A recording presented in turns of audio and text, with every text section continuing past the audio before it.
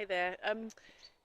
Just to say something about love, when I look back over my videos over the last year or whatever, quite often the reaction I have is, oh my word, look at my hair, or gosh, I look so tired or haggard, or did I really want to put myself on video looking like that? A lot of the time, um, I'm kind of aware that I'm in my pyjamas or in the bath, or just it's 11 o'clock at night and I'm knackered. Um, and there's that sense somehow in me of, well, I'm just making this video now because I've got something to say right now. If I don't do it now, I'm going to forget. This is how it is in the moment. And you know what? That is how life is. Because I don't spend most of my days looking great, you know, having spent ages doing my hair or having put lovely makeup on or even wearing my best clothes. I maybe need to make a bit more of an effort actually. But that is to me kind of the reality of life. There are days when I am tired, there are days when I feel a bit haggard, there are days when I feel a bit overwhelmed, and it kind of shows, I think, in my face. You can just see, I can just see when I look back over it. But I just wanted to speak a little bit about what that says to me about love, how that connects in with love, that um, I have a deep sense in myself of really wanting to work with all that I am and love and accept it. And I've noticed that a lot of the time when I'm working with clients, that's a very alien idea for a lot of us. And I think it was for me kind of 20 years ago. You know, it was about the fact that I got up in the morning, I just put my best face on, you know, I'd put my face on, you know, dress up nicely or whatever, and I just want to kind of be, you know, making it all right, making myself look nice. And I'm not saying that wearing makeup makes you false. I like to wear makeup actually. For me, just it's about, you know, enjoying taking that time on myself. So I'm not making a judgment about it. I'm just saying that for a lot of us, there is that sense, I think, about presenting my best face.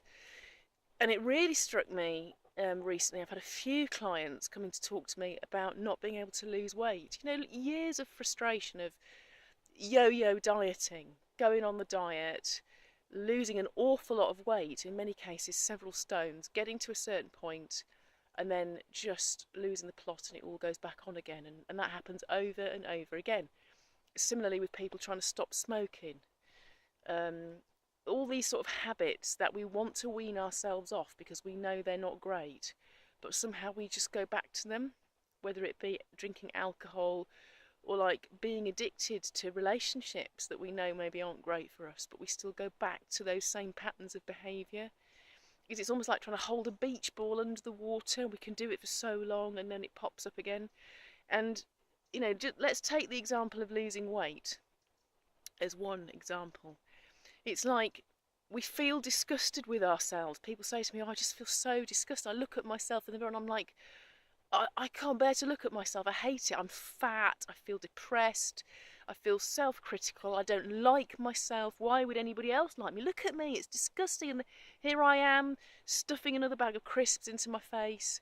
Can't seem to stop it. It's awful. When I'm on a health drive, I feel so much better. I eat really sensibly. I exercise properly. I'm much more purposeful in my life. I look at myself in the mirror and I feel proud of myself. I've got motivation. I enjoy wearing those smaller size clothes. I don't mind people taking my photograph at weddings. And then I just put it all back on again. Well, do you know what? I'm not surprised because, and this is the bit that makes people cry, there is something in all of us that says, I think, I can only accept myself. I can only love myself when I look my best, when I'm acting my best, when I'm being this person who is polite, kind, friendly, outgoing, sociable, successful at work, slim, you know, looks younger, whatever it may be. But, you know, I can only love and accept myself when I'm being the Sunday best version of myself. You know, when I feel like I've got everything under control and I'm being the best possible version of myself, when I look my best, when I'm acting my best. And we try to be that person, and we kind of feel like we're getting somewhere for a while, and then something happens and we just can't quite keep it up anymore, and we slide. Do you know why?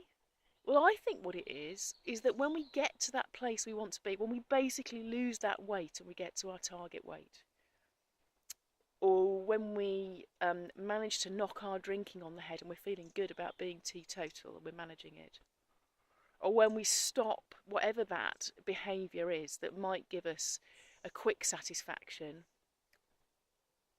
you know, that relationship that's kind of giving me a quick satisfaction but I know in the long term is destructive for me.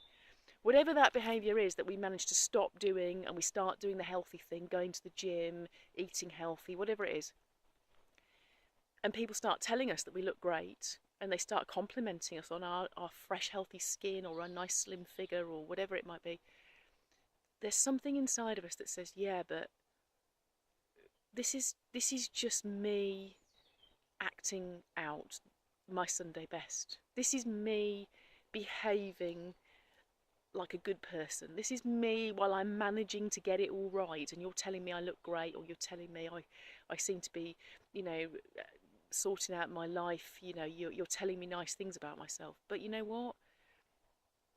This isn't really me. This is me acting up to the best possible version of myself. This isn't me that you're loving.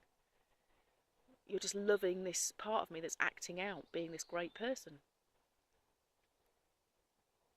And something inside of us knows that we're only loving this Sunday best version of ourselves. We're not really loving the person we are inside. And so we kind of give up, because there's this other part of us that's going, yeah, but I don't actually love myself. Not really.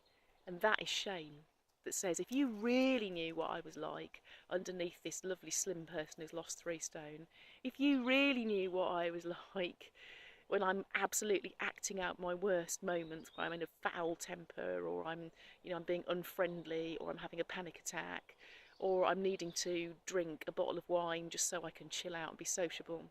If you really knew what I was like underneath all of this socially acceptable behaviour I'm managing, you wouldn't want to know me at all. You'd run away as fast as you can and never come back. Because actually that's how I feel about myself.